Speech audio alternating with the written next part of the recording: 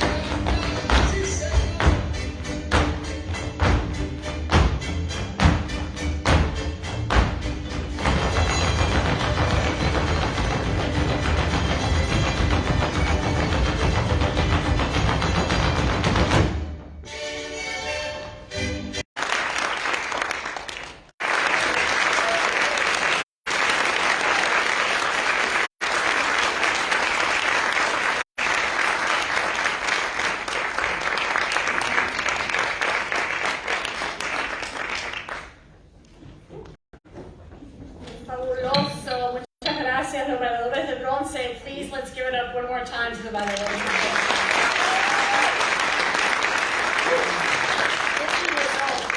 Hello, welcome everybody.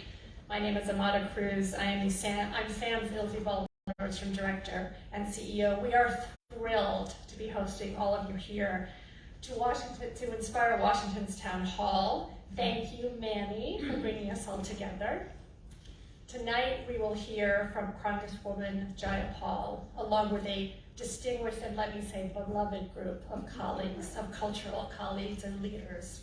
We are happy that they are here to join us for a very important conversation about the needs in the cultural sector.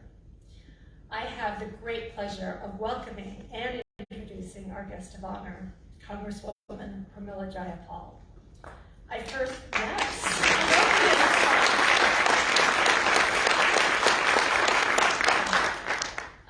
met the Congresswoman when she helped us cut the ribbon and celebrate at our new Seattle Asian Art Museum reopening ceremony in 2020. She gave an inspiring speech that reminded us how important museums and cultural centers are in showcasing our world's rich diversity. Elected in 2016, Congresswoman Jayapal is now serving her 4th term in Congress, representing Washington's 7th District, which encompasses most of Seattle and its surrounding areas, including Shoreline, Vashon Island, Lake Forest Park, and parts of Burien and Normandy Park. She's the first South Asian American woman elected to the U.S. House of Representatives. Woo! Yes. Also, only one of only 24 naturalized citizens currently serving in the United States Congress. Wow.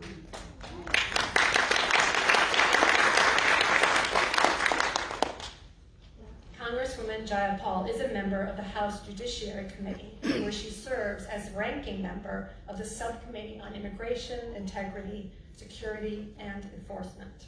She also serves on the House Education and the Workforce Committee.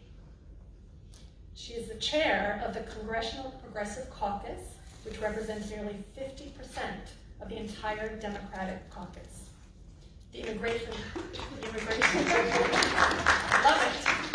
Immigration Task Force for the Congressional Asian Pacific American Caucus, and vice chair of the Congressional LGBTQ Equality Caucus, where she is the co-chair of the Transgender Equality Task Force.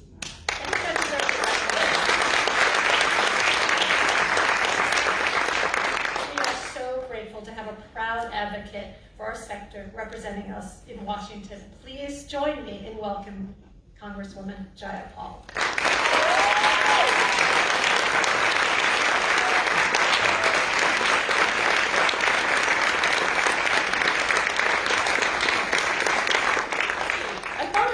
Just have a handheld mic right here, but I will just do it from right here. Good evening, everybody. It is so nice to see you. Oh, great, there we go. Perfect. Okay, isn't this much better?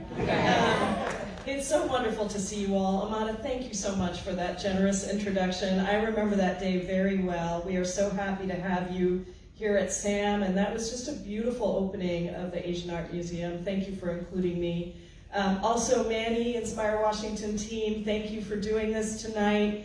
And all the panelists who are doing such incredible, important work. I'm so thrilled to share the stage with you. Mostly I wanted to say to you all, thank you. Thank you for your resilience in a very, very difficult time. I know that difficult time is not over. I know that we are still in the process of trying to rebuild our arts community and make it sustainable for the artists involved, and also that there's still a lot of work that has to be done. It wasn't necessarily fair before. The pandemic made it more unfair, and we're still recovering from that. And so I just wanted to be able to share with you that I think you have shown incredible resilience. And we have tried at the federal level to do a number of things to help, and we're still going to have to keep that help coming. I think that's one of the most important things I want you to hear from me today. I had introduced a Paycheck Recovery Act at the very beginning of the pandemic, which many of your organizations actually endorsed and tried to help me move through, it would have made a world of difference, because it would have allowed all of the arts organizations as well as other nonprofits to be able to keep people on their payrolls, to be able to continue the work of paying for your buildings or whatever spaces that you had, and you wouldn't have had to go through banks. The Paycheck Protection Act, which did end up, as well as some other pieces that we passed, I know did help you, but this would have been a much easier way, and my hope is that if we ever go through another pandemic, that we have learned from this one, and that we keep the funds as easy to access as possible, supporting as many parts of organizational integrity as possible, including keeping your staff and benefits on, and also paying for your spaces. The other thing I want to tell you is that I am also the mom of a musician, so I got to see it up close and personal, because Kashi's album came out during COVID, and it was her second album. And she tried to go on tour, and it was really tough. There were a lot of shuttered venues. It was really hard to get audiences, and so I know and I've seen just what that means to an artist. Now, she's really happy that she got to do that album, and very grateful for it, but I think I've seen kind of what it has meant for her community of artists who are still struggling to come back. We have tried from the federal side to, not just through legislation, but also through my community-funded projects. This was something that Democrats brought back. It used to be called earmarks. It's now called community-funded projects. And we were able to bring that back for 2 years, and in the 2 years we looked back, I've been able to bring about $6 million back to arts and culture projects here in the district. And that's been just fantastic. We were able to fund Path with Art, we were able to fund the Seattle Rep, we were able to fund Mukai, which is on Vashon Island. Oh, yes, here they are. Okay, wonderful. We were also able to fund the Refugee Artisans Initiative, which has been doing so much wonderful work with women refugee artists. And there's one other that I'm forgetting. I knew I should. I said Path with Art. Yeah, Path with Art, Seattle Rep. Anyway, somebody will remind. Aquarium. Well, we did fund the aquarium. You're right. We did. I was thinking about. You're right. I should have put that in the category. So we brought even more than $5.5 million back then, because we did fund the aquarium. But that has been a great opportunity for us to really focus on local organizations. One other thing, though, I wanted to tell you is that unfortunately, with Republicans in control of the House, guess which budget they have decided not to do community-funded projects in? The arts and culture bucket. So most of the arts and culture funding bucket is eliminated. Now, there are many other opportunities for grant funding that we'll get into, I'm sure, tonight. And I have somebody in my office, Marielle Trumbauer, who specifically focuses on helping organizations access whatever federal grants are available. So make sure you get in touch with her, and we will try to do whatever we can to help you. Most of all, I just wanted to say thank you for your work, and I'm here to listen to other ideas that you have on how we can work in partnership, how I can continue to help you to survive and thrive, and to thank you for just all of the work that you do to enable us to have full and holistic lives. That's really how I think about the role of arts and culture in our world, but really in our human bodies. We need that in order to be able to live healthy lives. So thank you so much, and I am looking forward to this panel. Let's get to your thoughts and questions.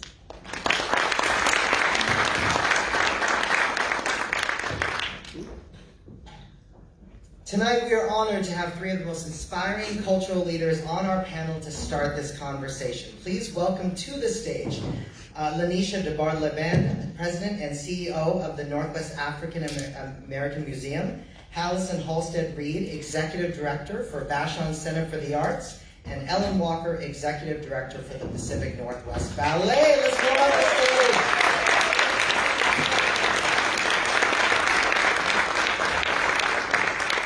The Central Puget Sound region is the cultural capital of the state, the nation, and the world. What happens here on our stages, in our exhibition halls, within our classrooms matters to the cultural sector statewide and to the whole nation's creative industry. Did you know that Washington State's creative economy represents 10.3% of the state's GDP? When you rank all the states by percentage of economic output, that places us first in the nation. Thank you for working so hard. We have so much to be proud of, but it also means there's so much at stake for our businesses, the communities that count on us for high quality of life. Though we are looking forward, I just want to, as Inspire Washington, acknowledge the tremendous support we have received from Representative Jayapal and her team.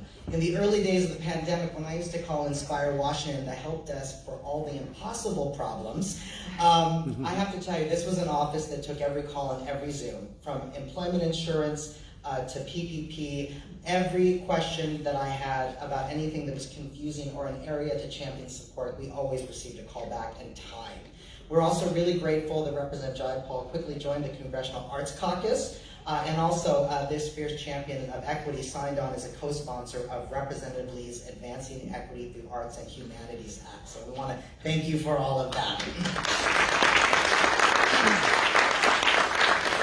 And here now, as we look towards the future, to moderate this discussion, I want to really focus on all the more that all of us can do, because we are all involved in the public process.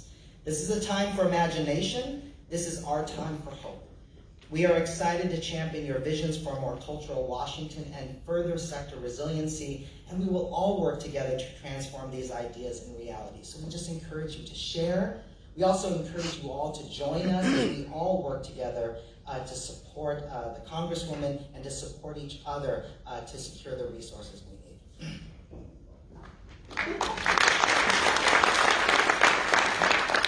We have our first question by Allison. Congresswoman Jayapal, Vashon Center for the Arts is one of the oldest nonprofit arts organizations in the state of Washington. We serve an island community of 11,000 and are accessible only by the ferry system. We are also the largest employer of artists and creative types on Vashon, which makes us a crucial economic engine in our community. We take great pride in hiring island artists to serve as instructors in our Arts and Schools residency program and in our historic Blue Heron Education Center.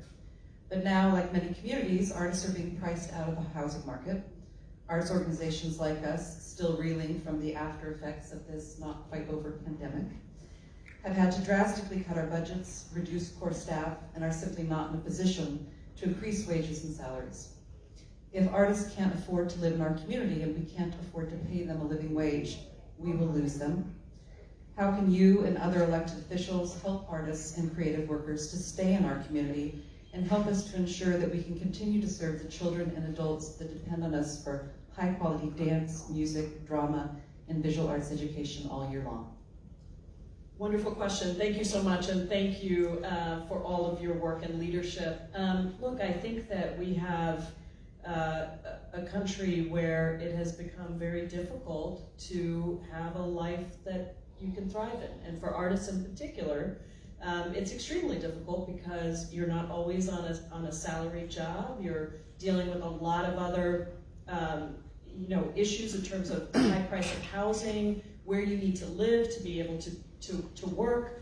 And so our approach to this has been very universal. So first of all, addressing affordable housing is absolutely key. I can't tell you how many affordable housing roundtables I've had over the last couple of months, but really since I came into office, it's gotten significantly worse. The two biggest inflationary costs today are housing and childcare. And it makes it really unaffordable for people to live, even if you have a regular, steady job. If you work for a nonprofit, whether it's for an arts organization or for a housing provider or any of the other things we're doing, it's even more difficult because the budgets are so limited. So what we have been doing is we championed, the Progressive Caucus and I really led the charge on trying to get $150 billion into affordable housing in Build Back Better. I was able to do it in the House. We were able to hold a line, pass that bill, but the Senate did not pass that part of Build Back Better. So we are continuing to push for that in our appropriations budgets, number one. Number two, we're working on raising wages. We have to raise wages. And that means that we need to be able to address the the whole contingent of organizations that depend on state, city, and federal dollars, which many nonprofit organizations do, we need to think about, at the federal level, providing grants that are big enough to support the organizations, and not trying to have people do, you know, a lot more with a lot less. So that's the second thing. And then the third thing is we're trying to expand our safety nets. You know, we are the only developed country in the world that does not provide paid leave. We are one of very few that does not provide childcare. Childcare, as many of you know in the audience, is about $2,900 per child in the city of Seattle. It makes it absolutely unaffordable for people to do the things that they love or the things that they need to do. So we're taking this very holistically and thinking about wealth inequality, income inequality, and how we raise the standards for everybody, as well as address the day-to-day problems that we see, like housing. Thank you. And next is Ellen. I think we're going in alpha order. Oh, yes. First of all, thank you again for being here, Congresswoman. I feel like I'm on the set of MSNBC. But anyway, I actually work at Pacific Northwest Ballet, and I represent a large arts organization, and very, very proud of the work we do at PNB. And it maybe is not always understood that we are just as dependent on a thriving arts and culture ecosystem as individual artists and small and medium-sized organizations. We're very fortunate to have artists on our payroll, and in turn, many of them have their own small dance companies or music groups. On that recurring theme of sustainability for a resource-constrained arts, culture, science, and heritage sector, and recognizing that our sector is among the lowest in the nation in government support, do you have thoughts for how we may advocate more effectively around the necessary benefits our sector provides, that we are nice and necessary? Because it's so easy to make the argument that we are nice, not necessary. Is there another nonprofit sector that you see do this really well? We work so collectively, we work so hard on advocating for our relevance. So you have a broad worldview, and we'd love to hear from you on that. Yeah, it's such a great question because it's true. I think arts and culture is kind of seen often as a luxury, as something that you don't have to have the way you have to have food. But what did we all go to in the pandemic? What gave us inspiration in the pandemic? What allowed us to continue to go? I mean, I was glued to, I think it was in Italy, the music that was being made on balconies because it was connecting people. And in a time when we felt so isolated, I think we all went back to some of the things that allow us to feel emotion. I think the arts and culture is so unique in allowing us to feel the range of emotions, and that is actually a part of what we try to elicit, what you try to elicit with your performances. And so I think that there's so many things that are provided that are essential, but it's not thought of that way. I think you're right about that. I think that I'm really thinking about your question. That wasn't on my list of questions to prepare for, but Because I wrote it today. I'm so glad, actually, because so many of the questions were about funding, which I'm happy to talk about. But this is the real question, right? This is the real question about how we help people understand the role of arts and culture to our economy, to our souls, and to our community. So I would say that one is certainly the economic statistics that Manny just gave. I think that we did this in the immigration movement. We talked about the value of immigrants to the economy, whether it was in the farm sector or whatever. I do think that's a really important way to talk about it so that people understand that arts and culture actually brings jobs, brings people to a downtown or to a city. It is part of what other people are looking for when they come to the city. And so I think quantifying that is helpful. But maybe the most important is the stories of arts in transforming lives, because I do think that's another way we've been able to get some funding. Some of our projects that we've been able to fund have been, Path with Art was actually a really good example where the Appropriations Committee is looking at so many requests all the time. And we have to go and advocate for our requests. And they never forgot the stories that I told of whose lives have been transformed. And so that might be another thing to think about. How do we talk about the transformation that occurs within the arts sector? When people go to see the ballet, the performers in the ballet, I know you have a historic principal dancer now at 2. I'm really looking forward to coming and seeing that. But I think there's really some important ways to think about framing the arts conversation in a transformative manner. I think, I just went to the opera to see, I think many of you might have invited me, but I think I'd already gone the night before to see A Thousand Splendid Suns. And I think that's another way to talk about how we're connecting the world, how we're connecting what's happening in Afghanistan to Seattle through that performance. So I'm happy to brainstorm some more because that's such an excellent question, and I think we do need to figure out how to not think about this as something that is just, or how to not have the Republicans in particular think about this as something that is a luxury. I will tell you, we're also fighting back right now on cuts to necessities, in their words, necessities like food stamps and SNAP benefits, and I think it's just really unfortunate that we can't think about a holistic way of seeing a human being and what we require as human beings. Thank you for that great question. Thank you. Representative Jayapal, it is such a delight to be here with you, with Inspire Washington, and with these panelists. And my first question is this.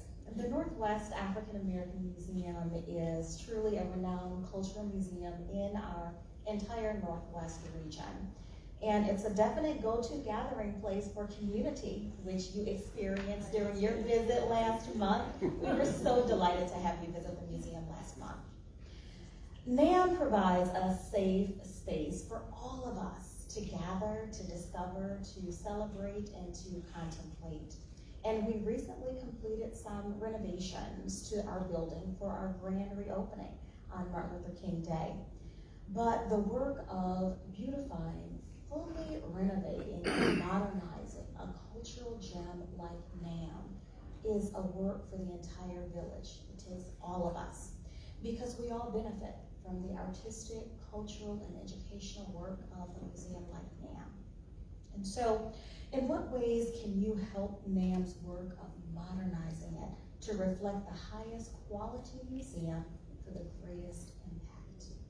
Well, thank you so much for welcoming me to the museum. This was like a total community day. I walked in there and I got stopped at every exhibit to take pictures. There was just a big crowd. It was really a fun community experience, and I think I got to see sort of the vision that you have for the museum, which I feel very proud in our museums. That is the case in so many, certainly here at SAM, at Wayne Luke, at so many of our museums. These are community gathering spaces, and they are both history, present, and future.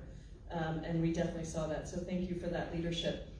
There's a bill in Congress that I'm signed on to that will help to provide funds for museums across the country. We are continuing to invest particularly in museums that are speaking about our communities and histories that have been left out in the past. So all of those are potential opportunities for NAMM to receive funding. But also there are other ways we can help. We helped the Museum of Industry, I think it was, to bring the Bollywood exhibit to Seattle they told me they wanted to do that. And so it was my first year in Congress, and we got an introductory meeting with the head of the Smithsonian. And of course, I was like raising my hand saying, "Can we bring a Bollywood exhibit to the Seattle?" And actually we did. So there are ways that our office can be helpful. If there are resources from the federal level that you want to bring here, talk to us about that. And that's an invitation for anyone here. And also, again, the grants are available. We'll help you go through that process, figure out what you might be able to apply for, help you through what can be a Byzantine process sometimes, and prepare you for that going forward. if there are other ways, I told you, Lanisha, that they have a program where they introduce a book, right? You read a book in different parts of the community. I said I would love to go read a book. You know, tell me if there's a time when it would help to have me there. I'll come. I'll come and help to lift you up and lift up your work, and just make sure people notice what you're doing because it's so important. Thank you. Allison. Congresswoman. At the same time that we are struggling to bring audiences back into our venues, traditional fundraising efforts have also become more challenging and competitive. Many longtime donors are aging out, and younger generations are not focusing their wealth or expendable income on charities. This is also true when it comes to corporate giving. For many years, companies like Boeing, Weyerhaeuser, Microsoft have seen it as part of their civic duty to support the arts in the communities where their employees live and work, and they have provided opportunities for several generations of those employees to donate and participate as well. However, the newer tech industry companies here have not followed that lead. In fact, many, like Amazon, with the highest profits, consistently give little or no support to nonprofit arts and cultural organizations. Is there anything that you and your colleagues can do to encourage and incentivize these companies to support the arts in their communities in a meaningful way, and to encourage their employees to do so as well?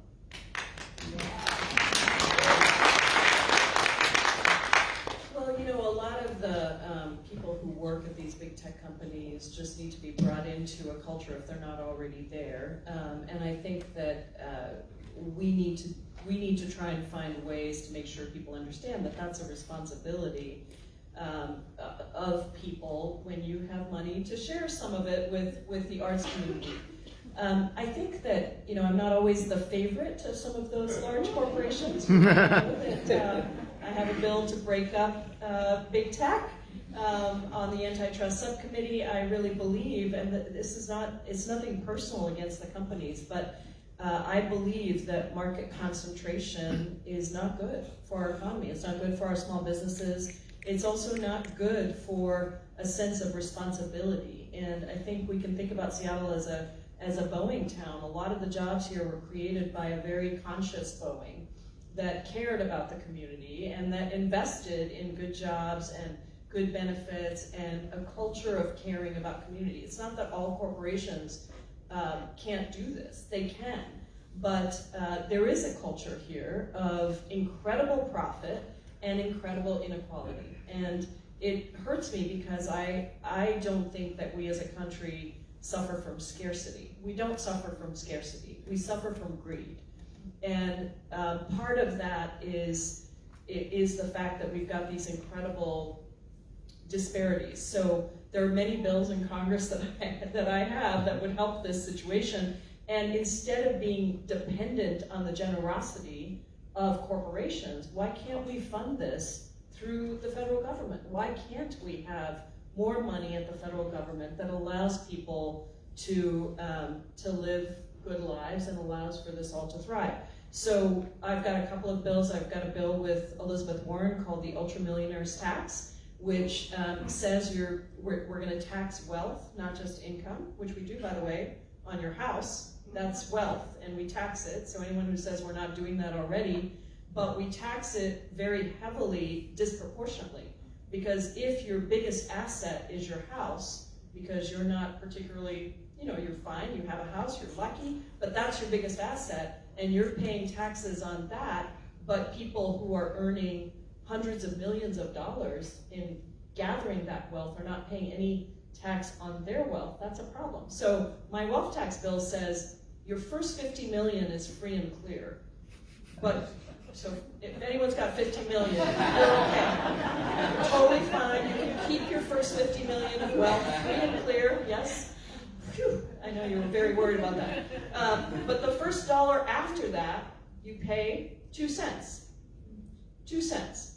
And if you make it to 100 million, you pay 3 cents on every dollar after that. And that brings in trillions of dollars over 10 years that we could then invest into arts, into education, into housing, into all the other things that we need. So, there are ideas like that. The other one, by the way, which President Biden has embraced both of these in different ways, we passed in the Inflation Reduction Act last year the first minimum corporate tax. We have big companies, some of which you mentioned, that are paying nothing in taxes. And so President Biden proposed, and we included in the Inflation Reduction Act, a 15% minimum tax on corporations, so that they do have to pay some taxes. And then the third thing is, the president has been really strong on enforcement around antitrust. And so that's another thing that I think is really important, because I do believe that we're suffering from small businesses being put out of business by these big corporate monopolies. So I guess it's not a direct answer to how do we get corporations to give more. I think shaming them is perhaps a good way to do it. Just by offering the panoply of riches that the arts community has, and offering that opportunity and that invitation for them to continue to contribute. But the bigger, longer term solution in my mind is, let's right the ship. Let's not have these enormous amounts of wealth in one place and then 99% of people that don't have enough. That's just not right.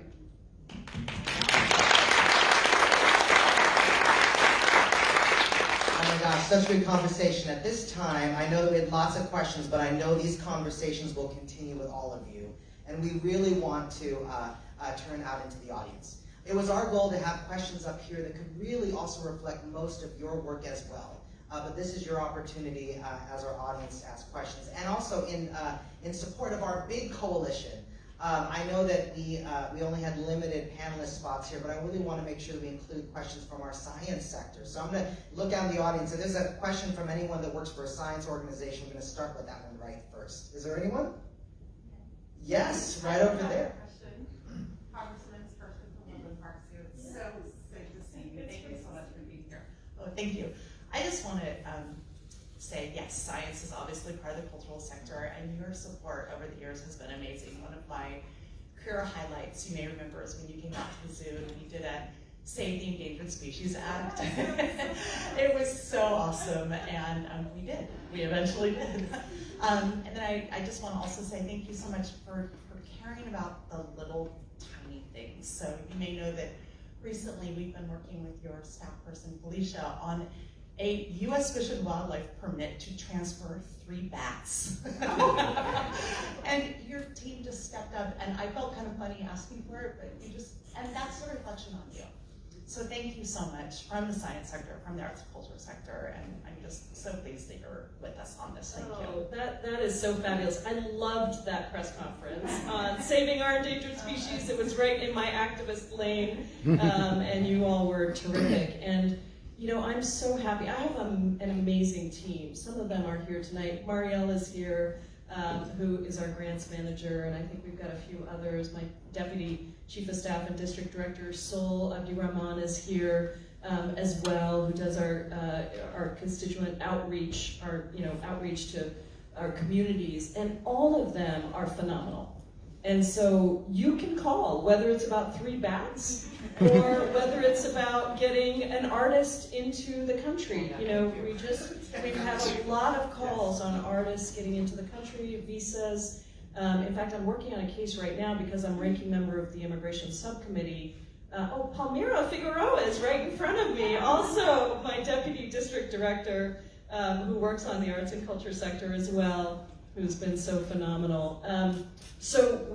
I'm working on a Nigerian writer who was invited by the NAACP to receive an award, and all of his travel was paid for, everything was paid for, and he was denied when he got here, and we're working on the case to see what we can do there.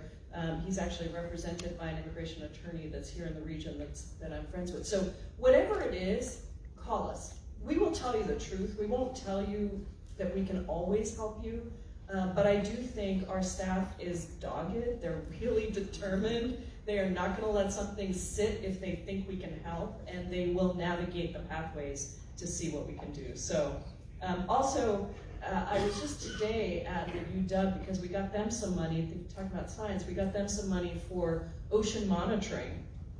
And so we have some really, and of course the aquarium, we were able to help the aquarium. We had a fantastic visit where we brought members of Congress here and we toured the aquarium. Just had a wonderful, wonderful visit, really learning about how special our aquarium is here to the region. So there's a lot of work we do on the science front. We did in the CHIPS and Science Act. There's so much that we did in the last 2 years, just so you know. I mean, just with Democrats in power, for even with our slim majorities, we got so much done. We doubled the NSF funding, National Science Foundation funding, was doubled in the CHIPS and Science Act. So, Questions from the audience? We have our rovers here. Yes, right over there. Hi, my name is Inquita Adams from ALA Consulting Firm.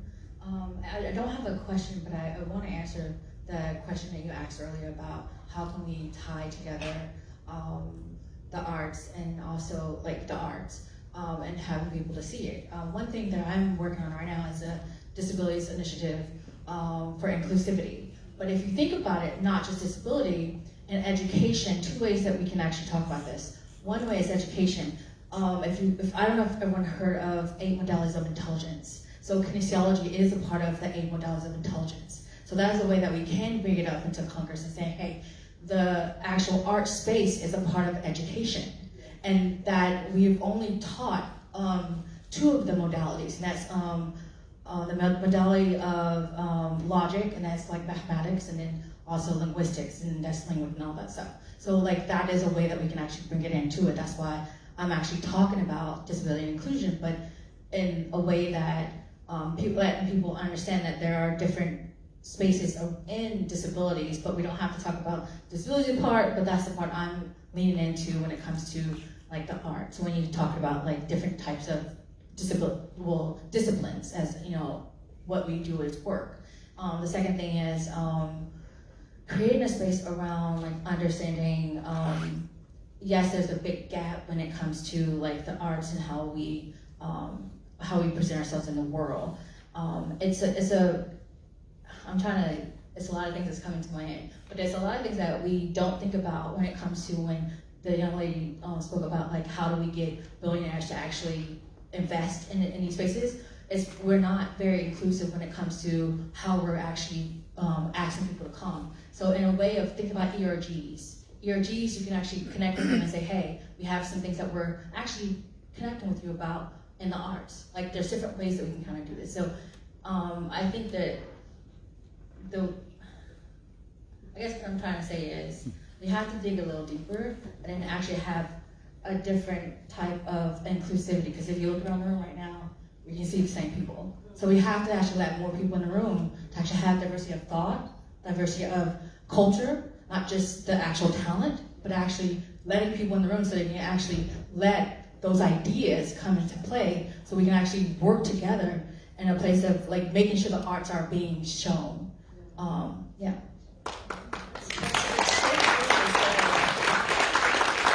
It's really so beautifully said and so right on, because I think about, first of all, for the community funding projects, if there are ways we can get a project into a different category, it's helpful to us, right? So exactly what you're saying about education and kind of thinking about it in that way is both true and a really good strategy.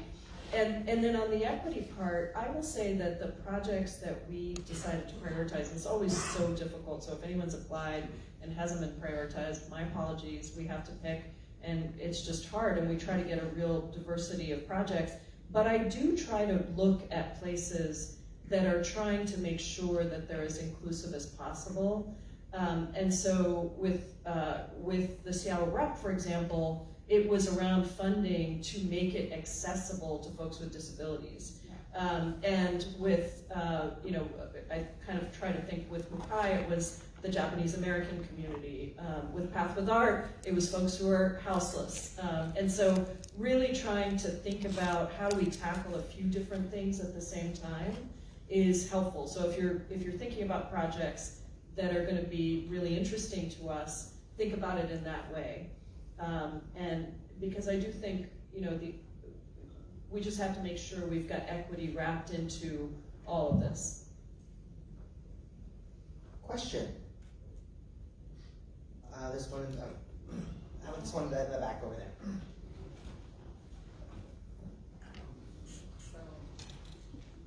Thank you so much. Hi, my name is Sydney Pirtle. I'm an artist here. I live in Pioneer Square. Hi. And I'm going to about the company as well. Off and on. My question is about individual artists here in Seattle.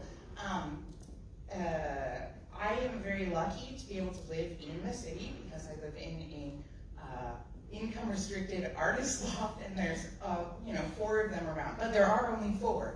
So I've been watching for the past 15 years all of my friends and coworkers and fellow artists move out of the city down to places like Puyallup and Tacoma where it's actually affordable. One of the questions I had for you about things like funding and increasing arts funding is, are there any proposals to be able to help individual artists, small, like 3-person, 3 to 10 people nonprofits, or sole proprietor businesses, stay in business with the federal funding that's being given? It seems to me, as somebody who also runs a 3-person nonprofit, that there's a huge disconnect between federal funds that the federal funds that are going out, which is awesome. I very much appreciate, and I appreciate having these amazing cultural institutions. But when you're looking at grants for individual artists, and each of the 3, say, visual artists umbrella nonprofits who are handing out grants are only giving 8 per year, which is only a handful of the artists who live here in the city. Is there any way to be able to try to get those funds into artists' hands, or put a proposal forward to help individual artists? Just a quick question before I answer that. On the artist loft, how is that funded? Is that a private artist loft, or is that a city thing? Or For anyone who knows, it's called Toshiro Kaplan, and it is funded by ArtSpace. So it's funded by a nonprofit that is based out of Minneapolis, and they moved to Seattle, I think, 15 years ago. And they have tax credits. It's still only at the 40 to 50% income restricted levels until you live there for a couple of years, which a lot of us are very grateful for, because we're not making 40 to 50% of what the median income is here in Seattle. Yeah. So the artists who are being accepted there now are, well, it's frankly hard to fill those spots because you have to qualify as an artist and sit in front of a panel and prove that you're an artist. But it has been very great for all of us to live there. I'm right in the heart of the city, being able to, participate in this. No, thank you. I just wanted to know, because it seems like that's something the city council or others should be trying to replicate that model. I mean, we're working on just creating more affordable housing for everybody. Hopefully, artists will be able to take part of that as well. So on the individual artist piece, my Paycheck Recovery Act, which I got bipartisan support for, I really pushed hard for it. I couldn't get it through because it required a transformation of all of the systems. It would have fundamentally changed. Instead of throwing people onto unemployment, it would have kept people earning whatever they earned based on that same quarter the year before, and you would have gotten it straight from Treasury, and you wouldn't have had to go through a bank or anything. It's the model that Germany took on after they went through a big recession. They put it in place for emergencies, and now actually many countries around the world have put it in place. We haven't done it yet, so I'm not done working on that. I'm going to keep trying, but that would have it would have allowed you to apply as an individual artist. It would have allowed you to apply as a tiny nonprofit. You would have just had to fill out a 1-page form that was a self-attestation, because IRS could have then checked what you had filed for the year before. So as long as you filed a tax return for the year before, as a business or a sole proprietor, you would have been able to immediately get the difference of that, or a portion of the difference of that. So there are grants, and Marielle can help you go through and see what might be possible for you. It is true that the federal government, it's very difficult for small organizations to apply for grants, and so we're trying to transform that as well with the environmental justice funding that we just approved, in the Inflation Reduction Act and the Bipartisan Infrastructure Bill, we have what's called Justice 40. So 40% of all federal funding now is supposed to go to the most disproportionately disadvantaged communities. Well, in the case of environmental justice, and I'm saying this as just to sort of show you the problems, we have these small EJ communities that are the point of contact for the communities that need the assistance, but they are so small that applying for a federal grant, even if it's $20,000, is like really difficult, and $20,000 isn't very much money when you have to spend all that time. So we're trying to transform the ways that we're doing that by inviting organizations to collaborate and apply for a grant together, and maybe that's something that we can do in the arts space as well, so that smaller organizations can get money. With the community funded projects, we have some projects that got a couple $1 million, but we also had, I'm thinking of a project that does work with restorative justice that we funded in, I think it was in Burien, is that right, Pramila? I think it was in Burien, and they didn't have any budget, and we gave them I think it was $250,000, we got them a grant. So unlike previous dollars where people would say, well, I'm only gonna fund you at the federal, you're only gonna get federal funding if you've had a big history and you have a $5 million or more budget or whatever. We see our money, I try to see our money as money that sometimes could be seed money. We do fund big organizations too, we're not discriminating against big organizations, but if there's a really great idea and it's small and it's new, but it's showing a lot of promise, I want us to be in there. And then what happened is they were then able to get other, like the city and the state, to fund them because we funded them. So I'm hoping that we can do a little bit more of that. It's difficult with the Republicans taking over the House and cutting out the arts budget. It means we're not going to be able to apply for that. Now you can still go to the Senate, because the Senate is still in Democratic control, and so they haven't done this crazy thing of cutting out arts and culture. So you can still go to our senators for your projects. And if they get it in, then maybe we can get it in on the House side, who knows? Thank you, everyone. I know that we could be here all night with the questions, but of course it's a really big district and there's a full schedule you have. I just really want to highlight a few things that we heard as we start to figure out our future. It is about storytelling. It is about new and promising ideas. It is about us building a big coalition. It's about us working together. It is also about politics, right? It's about voting and being engaged and being active. But it is also, and it is about existing resources, and we have members from your team here, and it's also about big ideas, but it's always about champions. So thank you so much, and I'll let you close out.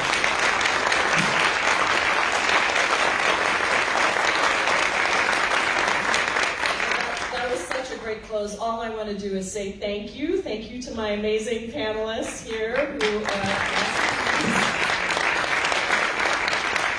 thank you to Manny and Inspire Washington. And thank you to every one of you that took time to come tonight. And please reach out. Let me know how I can help. I want to be a part of your success. Take care and have a great evening. While our panelists step off the stage, I do want to say that since we do have you all convened, if you'd like to stay, this is your exciting opportunity to hear an update on the state legislative session. Because there is, of course, a lot of activity going on in Olympia, so much that matters to Washington State and the cultural sector. It is always my joy to try to break down the state legislative session in an entertaining way. Maybe one day next year, maybe I'll do it in song. But I really try as best as I can to really take a lot of activity and to translate it to all of you in a way that makes sense, in a way that you understand where the opportunities are, and also, most importantly, in a way that empowers and inspires you to get engaged when your leverage and your voice matters, all right? So, the state legislative session, I'll give you a quick overview if you don't know anything about it. It's a show, much like the Nutcracker, that happens once a year. It is a show that performs for many months. This year it's an extended run. It opened in the early weeks of January, and it goes all the way until April 23rd. The state legislative session is extremely important this year. And why? Because it's a biennium.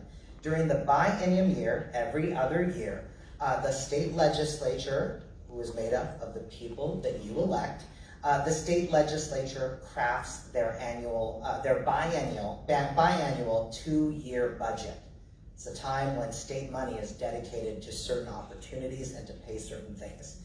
Also, the state legislative session is the one time of the year where laws are created, laws may be amended, and of course, all of that results in laws being enacted. So a lot of activity happens. The leverage that you have. The state is broken up into 49 state legislative districts. Every district, I know this is your civics class, I never know what people know, so I tell you anything. Every district, your district, I live in the 37th district, versus I live in the 7th congressional district. But your district has 1 senator and 2 representatives. So those are 3 lawmakers that represent you. Don't forget, this is representative government. All right, so let me tell you now about what's at play and give you an update on the big cultural objectives. One of the bills that Inspire Washington introduced, really the focus of our state legislative work, is House Bill 1575. House Bill 1575, if approved by the legislature, would take our existing cultural access program, which is the opportunity for cities or counties to enact a cultural tax. What House Bill 1575 does is it expands the authorizing options for cultural access. Right now, to impose the cultural tax, it requires a majority vote of the people. If House Bill 1575 is approved, it would also extend the authorizing options to include councilmanic authority. You may giggle. When my lobbyist first told me that word 3 years ago, I laughed because I thought she was making it up. It's a real word, councilmanic authority. What councilmanic authority means, in addition to a public vote of the people, councilmanic authority means that the council, the city council, the county council, they can vote on it for their constituents. I think we can all imagine how much easier it may be to have this option because mounting a public campaign is an expensive and a huge effort, and we as a sector, of course, are really drained of resources. So it is our vision through Inspire Washington that by securing councilmanic authority, it provides a wider range of options for communities, cities, counties to create a cultural tax, to sustain their program, and at the heart of the Cultural Access Bill, address issues of access to make sure that your cultural programs are really offered to everyone within your community. So the bill, that is what the bill is. Let me tell you where it's at. We introduced this bill 3 years ago, and we have not been able to get it through the House committee that it lived in, which is the Finance Committee. Just a couple weeks ago, House Bill 1575 sailed through 2 committees, local government in the House, because that's the chamber it was introduced in, as well as, Finance Committee. There's so many committees. And then it quickly went to the floor, and through a party line vote, House Bill 1575 was approved by the House.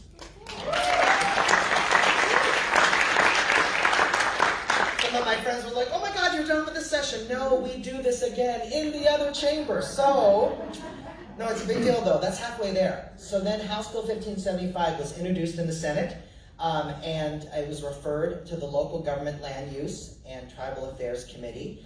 We had our public hearing on Tuesday. I was there. I was really thrilled to have great testimony from selected cultural partners. And it is our understanding, and we're going to keep working the conversations, but it is our understanding that we have the support for that bill to leave committee, and then it will be referred to the Fiscal Committee of the Senate, which is Ways and Means. What happens after that? Well, it goes to the Senate floor for a vote. Our lobbyists are already starting to talk to all the senators, preparing the way for full support. And if we can pass those 3 milestones, leaving local government committee, exec out of or approved by the Ways and Means, and then floor vote, well, guess what, everyone? We have a law. Let's give that a round of applause. We still have a long way to go. I know I don't want to jinx it, but I really want to tell you where we're at. There's a lot of reasons for us to be optimistic, but now this is what you need to do to help. please make sure you are registered as an Inspiration League member at inspirationleague.org. Why? Because when there is activity, action, a vote, we send out an I-alert. And an I-alert is your opportunity to express these words to your lawmaker. I support, I oppose, I strongly endorse, I urge you to represent me and vote in support of this. So that's what you can do to help. We need to keep our bill moving. We have to keep meeting these deadlines that bills have. So at any time that we feel that a bill is stalled or it's not moving or we're getting or it's about to be voted on, when it's meaningful and critical, we send out an action alert, and then therefore your participation really puts pressure on lawmakers. And it's representative government. They understand where you're coming from. I want to give you an example of that. When we were recently in the local government committee, there were over 200 cultural advocates who signed in because of these instructions and supported the bill. And that kind of pressure, that kind of way that people show up, even virtually, matters. And let me tell you, it didn't take those people more than like 2 minutes to do. So we're not asking for a lot, but really I want you to know that when it shows up in your box, it really matters. Why do we want this authority? Well, in King County, in San Juan County, in Clark County, and also in towns like Chewelah and Aberdeen, having options to choose upon to figure out the best pathway for your cultural access program will just make it more likely to succeed. It is our ambition for this county, because I'm talking to you right now as a fellow King Countyite, if that's the right word. It is our deepest ambition to and most paramount goal to implement cultural access in King County. Implementing cultural access King County would increase county public funding in arts and culture by about $75 million. You take that and you layer that on top of the other existing public policy that supports cultural programs, which is lodging tax and a variety of other complicated things, and we would be the county in the nation, the single most largest investment. We need this. You need this. Our communities need this to make sure that they have greater access to cultural programming, and that's why I ask you to really step up and support House Bill 1575. If you have any questions, I'm ready to answer any of them right now. Yes? So when this has to move through the Senate steps before April 23rd, is that right? Yes, and there's actually deadlines. So right now it seems like we are well on pace to meet the deadline for a bill to leave the Policy Committee of the Second Chamber. It's really long, that's the deadline. And then there's another deadline for it to leave the Fiscal Committee. And then there's a deadline for it to be approved by the Second Chamber. So yeah, we have all of those bills, but we've kept ahead of every single deadline. So let's keep up that momentum. But there's also a lot of other activities that's going to happen, and I'll talk about budget requests next, but that's why we are doing well. But we got to keep that momentum, and your leverage will help us stay a couple steps ahead. Yes? Are there key senators that we should contact directly? You know, right now, I really want to highlight the senators that I believe are going to approve us in local government. We are really grateful for Senator Liz Loveland. She represents the 42nd district, no, 40th? Mm-hmm. All the numbers, I get confused. She's from Anacortes, and she represents part of Bellingham. That's easier for me sometimes. Bellingham, and there's so many numbers, and San Juan Island County. She's the chair of the local government committee. And thank you. She's the chair of 40th district. We get into this really nerdy game about this. She always wins. So Senator Liz Loveland. Also Senator Jesse Solomon. Yes, he represents the community that's kind of Snohomish County area, part of King County. And also Senator Claudia Kaufman that represents part of King County, Auburn, Kent, and parts of Puyallup. So those are the three Democrat senators that we believe that we have majority support with. Other senators, this is why the Senate work gets a little bit of a steeper climb, and the reason why is because the committees get smaller, because you may remember from my civics class, there are only one senator per district, but 2 representatives. So the committees get smaller, and each senator has kind of an outsized kind of role in those smaller committees. The other senators in that committee is Senators Shelley Short, who represents Wenatchee, and then some, and then also Senator Nikki Torres, who represents Yakima County and part of Benton County. We would love to get full support, but we just need a simple majority. So that's that. Now, when we get into the Ways and Means, there are a number of senators that represent King County, our districts, right, in Ways and Means, such as, I believe Ways and Means has Senator Nguyen from West Seattle, Senator Wellman from Mercer Island, Bellevue, Senator Saldana from Central Area, Rainier Beach, Bahamas, 37th District, my community, and a number of others. It's a much bigger committee. I always feel better when the committee is larger because we can't get held hostage by one vote. So there'll be more about that. And we work really hard, to not, bludgeon you with tons of emails every week. Like, we really only pull the trigger on the iAlert when your leverage matters. Anything else about 15? I believe there's a question over here. I was just curious, is there a precedent for the tax in other states in the U.S.? Yes, in state and out of state. So I'm going to start with in state.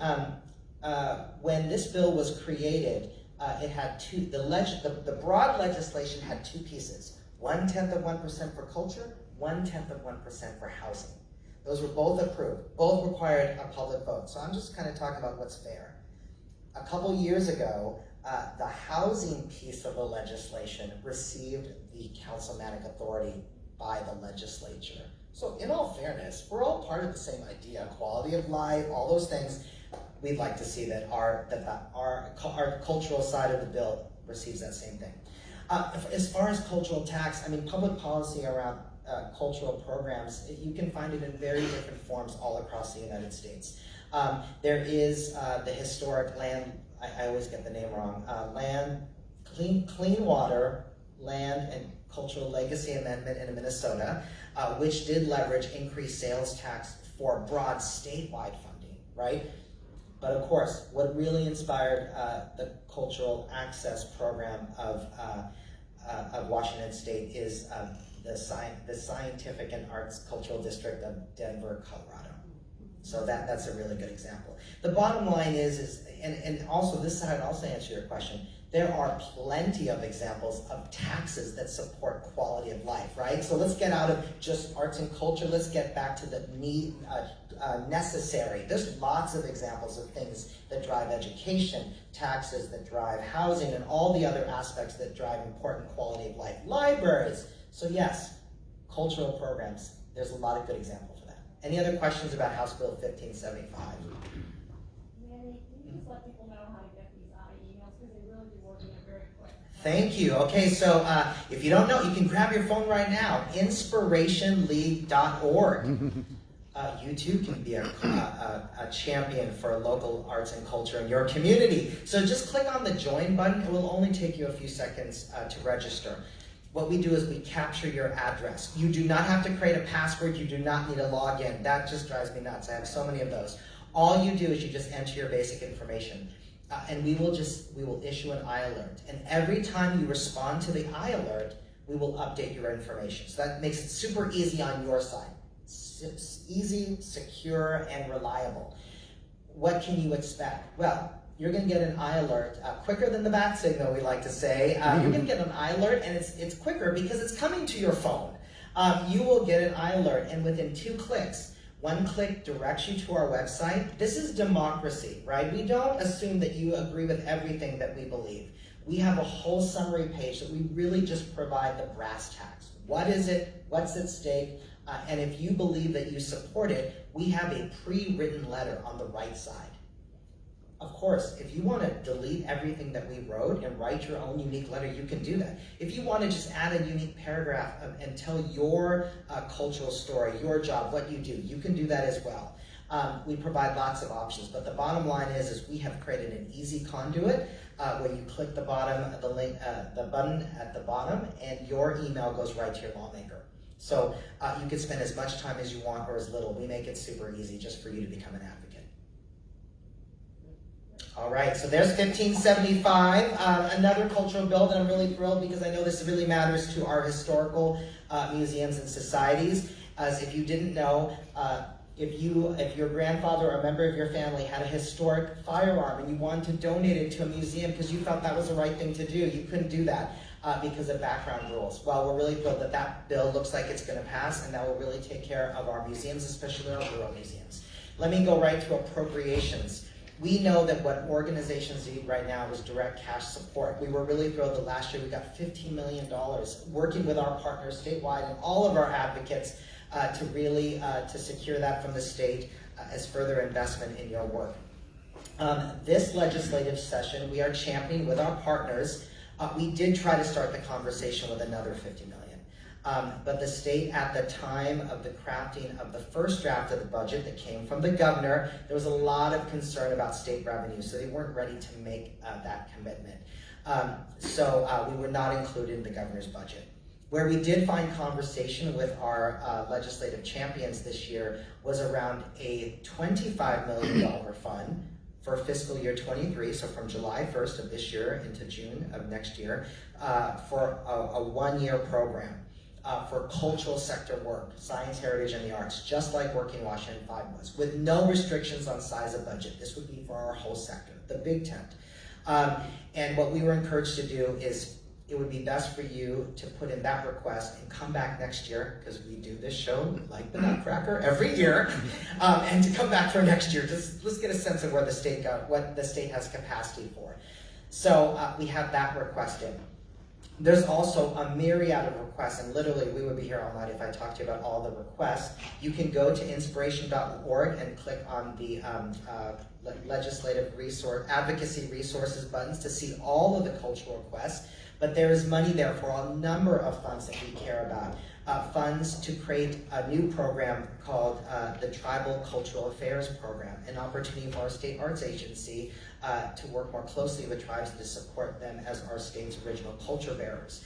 Also a fund that Jesse and I feel especially proud about, because we went out into the state and heard the need from communities that have had the tremendous impact and the devastating consequences of climate-induced weather trauma, weather challenges, forest fires, flooding. So if the state approves this budget proviso, there would be $3 million to provide creative and cultural therapy programs to address those traumas. A number of things, right? So there's a number of things there. And what is the rhythm for this? Well, next week, this is where the legislative session is going to start to really kick up into high gear. On Monday, the state will share its state revenue forecast. So we've done all the right things. I felt really good about our ground game. We put all our budget proviso requests. We got all the support we needed from members of the legislature. And then they're in the background. Then we go in this quiet phase where they don't really talk about it, and they're back and they're kind of going through the requests and totaling up all the numbers. But of course, we all get this as people that run cultural organizations. Where the rubber hits the road is when you figure out how much money you have to spend, right? So on Monday, when the state revenue the state revenue forecast comes out, they'll understand how much they have. We really don't know. We're hearing that it's good, or there's a little bit more money, but we're also hearing it's not eye-popping. It's not a tremendous amount of revenue. So, but that is the next big milestone. And then starting next week, we believe next week we will the first budget the state will share is the capital budget. The House and the Senate both share different budgets because they're different chambers. So it's going to be the slow start of the unveiling of all the budgets. The House capital budget, the Senate operating budget, the House operating budget, and also there's a transportation budget. And then at that point, we will know where our budget requests stand. Is our $25 million in? Is it only 12? Is it in there at all? What happened with Tribal Cultural Affairs Program? What happens with the Department of Fish and Wildlife? All of the things that matter to cultural sector work. That's when we get the first glimpse. And then, of course, at that point, will you be getting an action alert if you are registered in Inspiration League? Absolutely. You may remember, if you are engaged in the league last year, when the budget was revealed, the $45 million, the $50 million, the total $50 million was in the House budget, but not in the Senate. There was a lot of scrambling, a lot of emails from the Inspiration League that secured the support on the other chamber to make sure we were in both budgets in the final combined budget by the end of session. So from next week through to the end of April, it's all about the budget. right? So really pay attention to that, and that's kind of a really global view. You really don't want to go down the rabbit hole with me on the budget, but if you want to, please call me. I will know that. But I'm happy to answer any questions you have. No? All right. All right, well, thank you so much. You can always reach out to Inspire Washington. Thank you so much for all the work that you do.